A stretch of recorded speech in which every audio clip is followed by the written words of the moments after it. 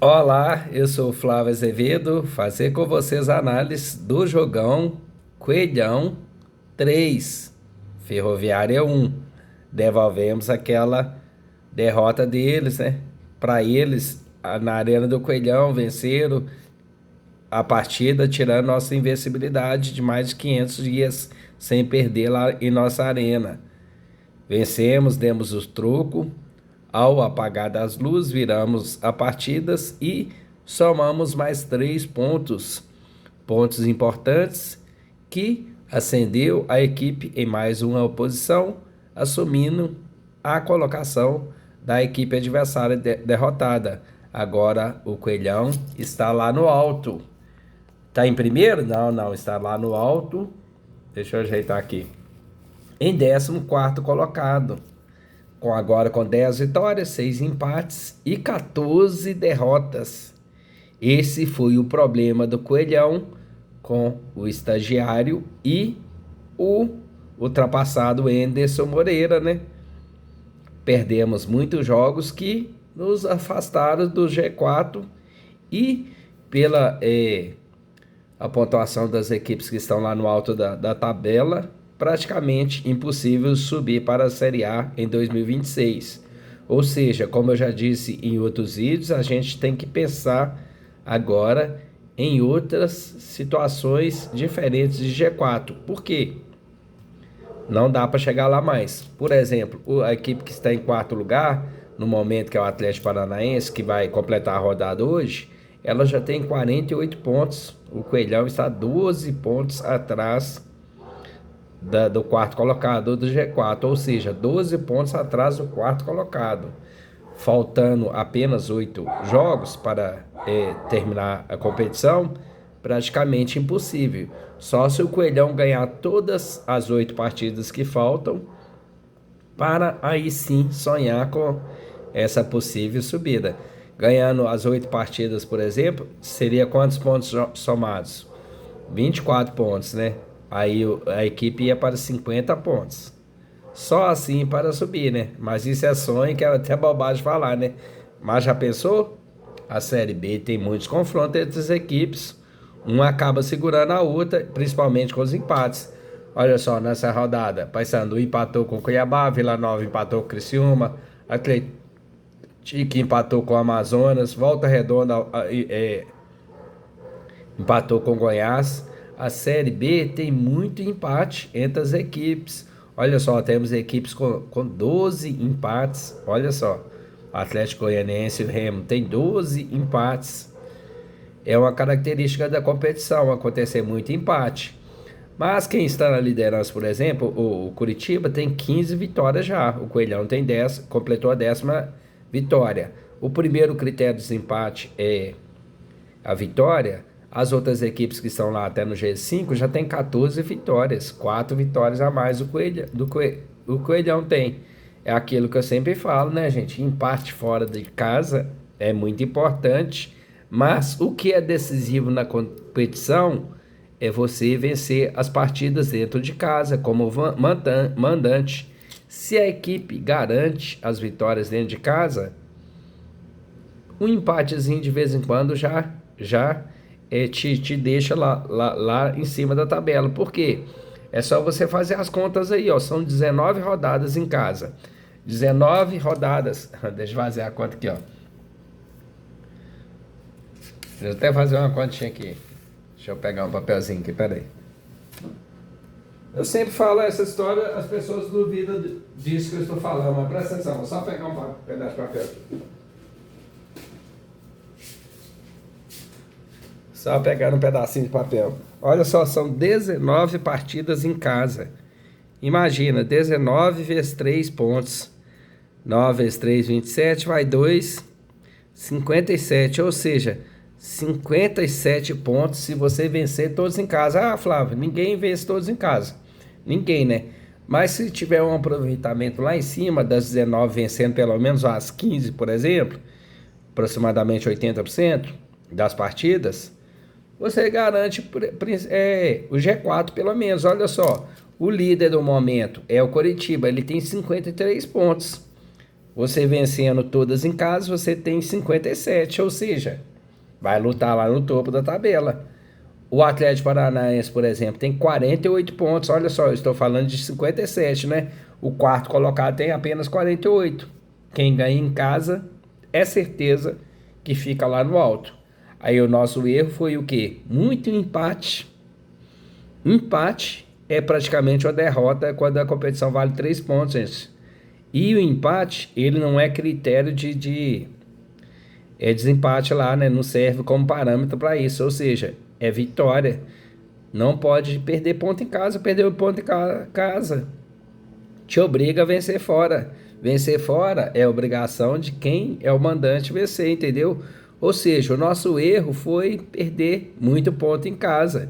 Se você lembrar no começo da competição, nós perdemos para a própria Ferroviária, perder ponto para essa equipe, a equipe que vai disputar para não cair. A competição toda a Ferroviária não passou de 15º para cima, passou? Sempre ficou 14º, 15º, 13º, entendeu? Ou seja, ela está lutando para não cair. Perdemos pontos para quem mais aqui? Deixa eu olhar na tabela. Jogo em casa. E de equipes lá do alto, por exemplo, a gente teve resultados melhores, olha só. O próprio Paysandu, né? Nós perdemos pontos para o Paysandu. Olha só, o Lanterna, perdemos 2 pontos, olha só, perdemos 2 pontos para o Paysandu. Lembra aquele empate na Independência? Perdemos pontos para quem mais? Quase perdemos para o Volta Redonda. O quase não dá para falar, né? Eu vou tentar entrar aqui agora para a gente falar sobre isso. Beleza? Mas depois eu volto sobre isso e vamos falar da vitória do Coelhão ontem, que é o mais importante. Mas aquilo que eu falei no vídeo anterior, essas 3 rodadas próximas seriam muito importantes para a vida do Coelhão na competição. Como assim? Eram confrontos diretos, os chamados jogos de 6 pontos. Vencemos na segunda-feira ao Volta Redonda aqui em BH, aquele jogo suado, mas que veio a vitória. Deixamos o Volta Redonda lá embaixo na tábua de classificação, ou seja, vencemos, passamos por cima desse confronto direto, subimos uma posição, assumimos a 15ª colocação. E ontem a Ferroviária era mais um jogo chamado de 6 pontos. Precisávamos ganhar porque, além de aumentar a distância lá do Z4, ainda era um confronto direto e ultrapassaríamos o adversário na tabela. E somando mais uma vitória, que é o primeiro confronto o critério para desempate. Ou seja, era essencial o jogo contra a Ferroviária ontem, vencer. Vencemos, beleza, ou seja, agora estamos em 14º na competição. E a próxima partida, que é contra o Vila Nova, em nossa casa, tem a mesma situação. O Vila Nova está 3 pontos à frente do Coelhão, eles têm 39 pontos. Se a gente vencer, vamos aos 39 pontos e ultrapassamos eles no número de vitórias. Eles têm 10 vitórias também, temos 10. Se vencermos, vamos para a 11ª, igualamos e ultrapassamos. E subiremos mais uma posição, 13ª colocada, que a equipe será, ou seja, afastará totalmente e quase que em definitivo a possibilidade de rebaixamento. Lembra que eu falei para vocês, dos 9 partidos que restavam, teríamos 4 dentro de casa e 5 fora. A fora já vencemos agora. Agora faltam 8 rodadas e teremos 4 jogos em casa, 4 jogos fora. Fazendo o dever de casa, vencendo as 4 rodadas, 12 pontos, já temos 36, vai a 48 pontos. Definitivamente esquece Z4, entendeu? Mas aquilo que eu falei, dependendo dos resultados que acontecesse, de repente umas 3 vitórias dentro de casa já tirava matematicamente a possibilidade da equipe ser rebaixada ou não. Dentro daquilo que eu te falei, porque tem muito confronto entre as equipes. Olha só, lá no Z4, quem está no Z4? A primeira equipe que está lá é o Volta Redonda, tem 31 pontos. Estamos 5 pontos de diferença já do Z4. E o que acontece? Além de estar 5 pontos, o Volta Redonda tem 7 vitórias. Nós já temos 10 vitórias, ou seja, praticamente quase afastou com mais umas 2 vitórias já da equipe na competição a possibilidade de rebaixamento. Ou seja, o jogo de ontem foi o momento de respirar, respirar para esquecer esse tal de Z4, essa assombração. Mas falando agora especificamente da partida, o que aconteceu? O Coelhão começou a partida com 3 zagueiros, hein? 3 zagueiros, uma novidade. Qual jogador que estava suspenso, hein? A internet aqui tá uma porcaria. Mas o que acontece? A equipe começou com 3 zagueiros. O Ricardo Silva, que eu não aguento ver esse jogador mais, ele erra demais, uns erros bizonhos para um jogador veterano, erra passe demais, até hoje não sabe que não sai as jogadas pelo meio do campo, fica tocando bola rasteira no meio de campo, não existe isso não, ainda mais quando o gramado não ajuda. Não era muito bom o gramado de ontem, não era horrível não, mas não estava bom, ou seja, deve ser evitado esse espaço no meio de campo. Por quê? A bola fatalmente vai parar e o adversário vai chegar e tomar essa posse de bola. Ou seja, o veterano como o Ricardo Silva já deveria saber se ele quer passar a bola lá à frente, fazer os lançamentos, não pode ser pelo meio essas bolas. Ou abre pela lateral ou faz aquela cavada lá na frente. Pelo meio rasteira, nunca pode acontecer isso. Aí o que aconteceu? A equipe com 3 zagueiros, o Ricardo Silva, o Lucão e o zagueiro Emerson, fazendo que os nossos alas, laterais virassem alas. A volta do Maguinho, né, que estava contundido e voltou recentemente, com o Júlio César suspenso, o Maguinho foi para a ala direita. E do lado de lá, mantido o Paulinho, o lateral que está sendo covardemente perseguido pela torcida, manteve ele como ala. Como eu já disse, o Paulinho, quem acompanha, sabe que é um jogador ofensivamente muito bom, tem uma passada larga, muito bom jogador. A diretoria tem que renovar o contrato desse jogador se quiser fazer grana. Paulinho foi, sem dúvida nenhuma, o melhor jogador em campo ontem. No meio de campo foi mantido o Cauã Diniz, a volta do Amaral, que estava suspenso, e à frente tivemos apenas 2 jogadores dessa vez. Jogamos no 3-5-2, com 2 jogadores apenas à frente, o Miguelito e o William do Bigode. O Arthur foi sacado da equipe. Completando o meio de campo, o Cria e Iago Santos, hein?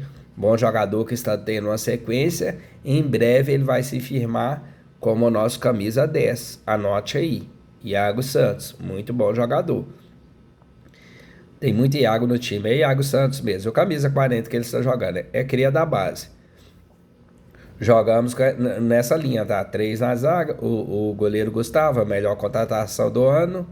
Na zaga, Ricardo Silva, Lucão e Emerson. Na ala, Maguinho pela direita e Paulinho pela esquerda.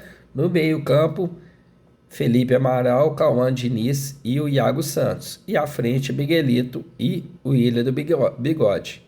O que aconteceu? Essa mudança de esquema ajudou bastante os alas, mas o jogador Emerson, principalmente, ficou meio perdido, hein? Porque o Lucão e o Ricardo Silva ficaram mais atrás. O Emerson era para fazer aquele chamado líbero. Ele ficou meio perdido. Ele e o Felipe Amaral não sabiam a função direito. Estavam deslocando erradamente nesse sistema, entendeu? Ou seja, aí acabamos, não tivemos nenhum jogador marcando. Nem o Felipe Amaral estava marcando como uma função de volante e nem o Emerson como o possível líbero da equipe. Ou seja, aí trouxe um buraco no meio de campo no início da partida. O que aconteceu? A Ferroviária é uma equipe que joga muito na velocidade nos contra-ataques, nas bolas longas. O time passou aperto no começo da partida. E nessa situação, como eu te falei, numa saída errada de bola do Ricardo Silva, ele tentou jogar no meio, procurando esses 2 jogadores que eu falei, que estavam de costas para o jogo, praticamente, ou seja, eles não estavam sabendo posicionar, Nessa saída errada de bola do Ricardo Silva, o time adversário pegou a bola e foi para cima. E o que aconteceu? Acabamos sofrendo um gol de saída errada de bola, hein? Apesar que o goleiro ainda conseguiu fazer a defesa lá, mas eles conseguiram abrir o marcador 1-0, um jogo que estava equilibrado até então, mas com o time meio perdido com esse sistema de jogo. 1-0 para a Ferroviária, aquele aperto passou no coração, né? Não é possível que não vamos ganhar hoje. Abriram o placar 1-0, erro de saída de bola do Ricardo Silva. Isso foi nítido, é só você, eu vou deixar os melhores momentos abaixo, você verá sobre isso. Erro de saída de bola para um veterano de 40 anos não pode mesmo. Beabá do futebol, ele deveria saber isso muito bem. Aí eles abriram o placar, o que acontece? Miguelito estava meio perdido no jogo, essa mudança de apenas 2 atacantes, eles não estavam sabendo deslocar. O Miguelito, que tem a característica principal jogando pelo lado direito, estava lá do lado esquerdo. Ou seja, tem 2 caras só apenas, ele não precisava ficar lá do lado que ele não gosta, podia ficar mais centralizado. Ou seja, após isso, parece que o treinador consertou o posicionamento deles e logo em seguida, após um bom cruzamento do ala Paulinho pela esquerda, a bola foi mandada aos pés do Miguelito, que tem característica muito principal a finalização de longe. Ele chutou e a bola entrou em um desvio para dentro do gol. Coelhão empatou a partida. Alegria da nação americana, mas pela demora e uso do VAR, descobriu-se que a bola desviada tinha sido desviada pelo nosso atacante William do Bigode, ou seja, ele estava em posição de impedimento. É um dos problemas do William Bigode, a maioria dos impedimentos é com ele. É um veterano que não sabe fugir da linha de impedimento até hoje, né? É o problema maior do William Bigode, é só você reparar. Aí o que acontece? A bola desviou no William e entrou para o gol, mas não valeu porque ele estava impedido. O lance é claro, dá para ver que ele estava impedido. Se ele saísse da frente da bola, sem encostar nela, se ele atrapalhasse a visão do goleiro, estaria impedido do mesmo jeito se não encostasse na bola. O que acontece? Parece que só foi gol também porque ele desviou na bola, porque parece que se ele não desviasse, o goleiro provavelmente ia fazer a defesa. Ou seja, o gol impedido, não tem o que reclamar, 1-0 Ferroviária. Aí o que acontece? A qualidade do elenco americano é melhor do que a da Ferroviária, que é apenas um time de operário, na verdade, né? E o Coelhão continuou em cima e, novamente, foi para cima do adversário e com mais uma jogada pela ala esquerda, pelo perseguido Paulinho, ele cruzou nessa jogada de inversão de jogada de lateral para lateral. Só que essa jogada, o Paulinho achou o Maguinho entrando dentro da área. Ele sorrateiramente cabeceou no ângulo direito do goleiro adversário, fazendo um belíssimo gol no contrapé do goleiro, digamos assim, mandando lá no alto, no ângulo, tirando totalmente o goleiro da jogada, que ficou sem reação nenhuma porque foi no contrapé dele. Ele estava vindo para o lado esquerdo, ele cabeceou no lado contrário, empatando a partida merecidamente. 1-1, Coelhão, Maguinho. Mais uma assistência do cria Paulinho. Maguinho, que é uma boa contratação também, até porque o Mariano é um péssimo jogador e o Júlio César é apenas um zagueiro improvisado. Não tem boa característica de ataque, principalmente o Júlio César. Ele está apenas quebrando o galho na posição. E o Coelhão empatou o jogo 1-1, final da primeira etapa. Placar aqui já era aquilo que eu falei no outro vídeo, o empate não seria tão ruim, porque dependendo dos resultados das outras equipes, poderíamos sim ascender mais posições. Coelhão 1-1, jogo aquele que eu te falei, o segundo tempo, voltou naquele vai e volta, toma lá da cá das duas equipes. As duas equipes estavam credenciadas a fazer o segundo gol.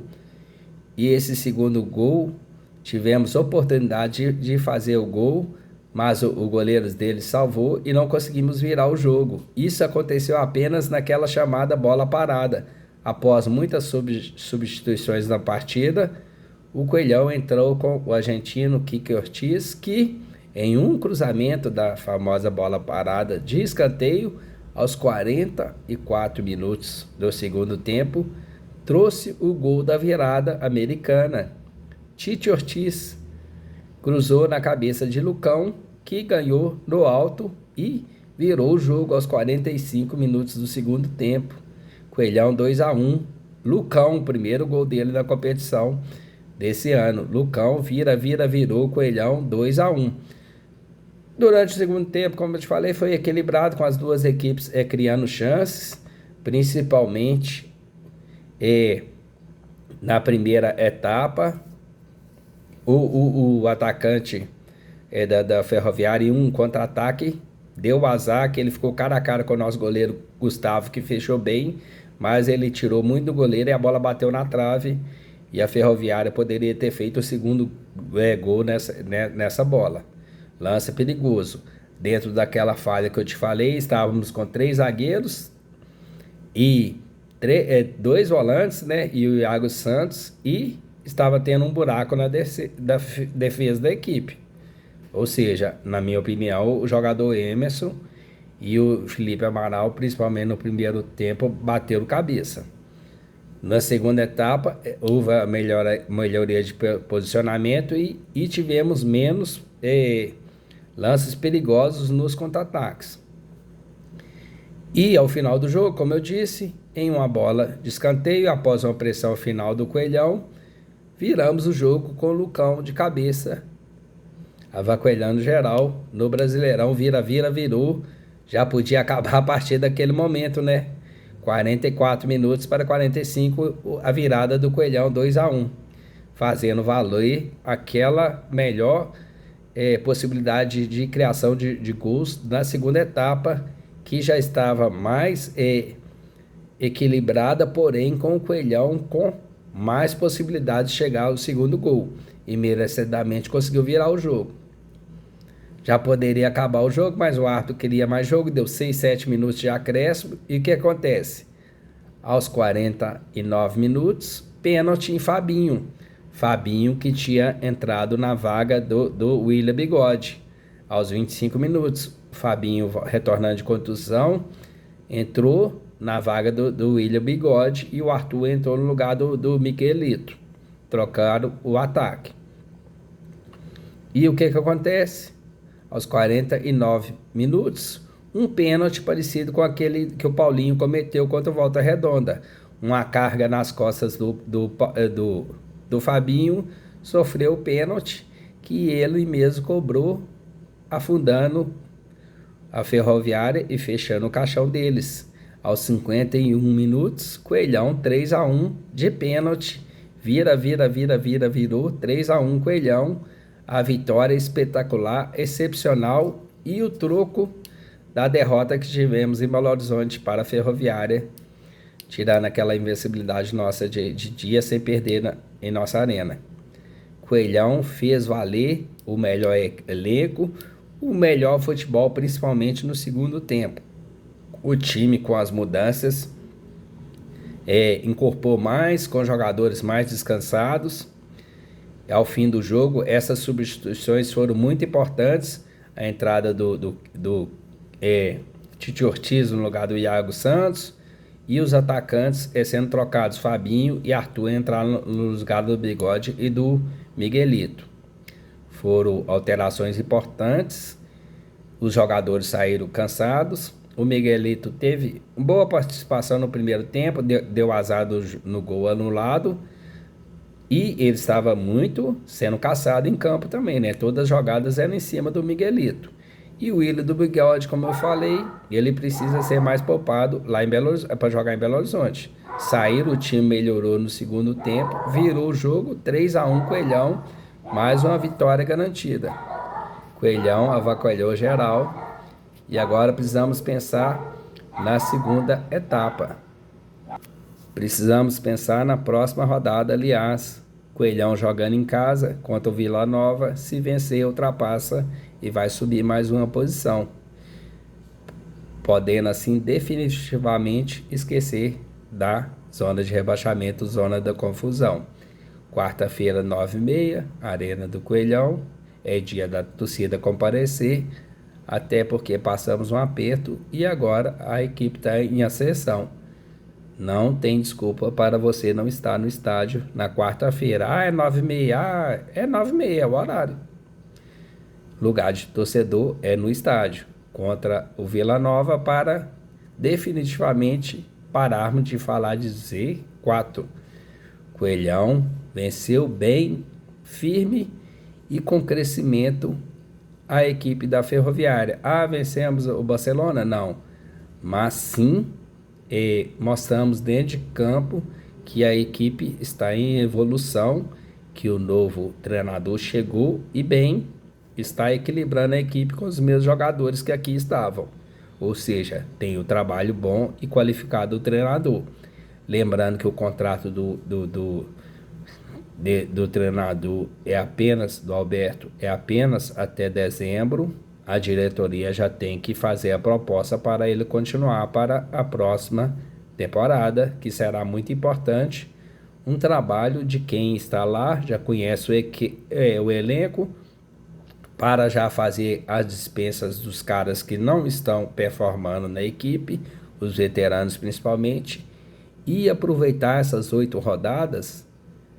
Aqui, ó, os jogadores do sub-20, aquelas posições que a gente precisa, laterais, por exemplo, já colocar esses jogadores no profissional, para eles começarem a pegar minutagem com o time profissional, principalmente nos treinamentos, já terem a noção de como funciona o time profissional.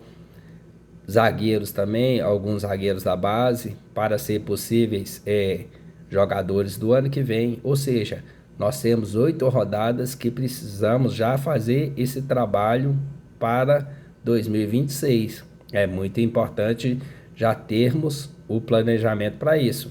É o Paulo Assis lá, o coordenador, ele já pensar em 2026, porque parece que vamos continuar na Série B mesmo, ainda bem que não vamos ao desespero de Série C, estaremos na Série B, ou seja, aproveitar essas 8 rodadas e planejar 2026, formando os meninos da base. Não estou falando para ser titular não, para incorporarem eles na equipe profissional, ok? E já deixar de lado os jogadores que não vão jogar mais. O jacaré da vida, deixa eles treinar na parte, sem ficar muito, não vão jogar, não tem que ficar treinando com a equipe titular, tipo assim, né? Não tem que ficar treinando com o grupo, quem não vai ficar para o ano que vem. Planejar 2026, porque parece que 2025, com 2 ou 3 vitórias, já estará resolvido a nosso favor. Se você ainda não é inscrito no canal, inscreva-se no canal e deixe o seu like. Eu falei muito hoje, mas é só você assistir os melhores momentos que você vai ver o que aconteceu no jogo. E com Deus, tchau. Inscreva-se no canal e deixe o like, hein? É muito importante o seu joinha. Fui!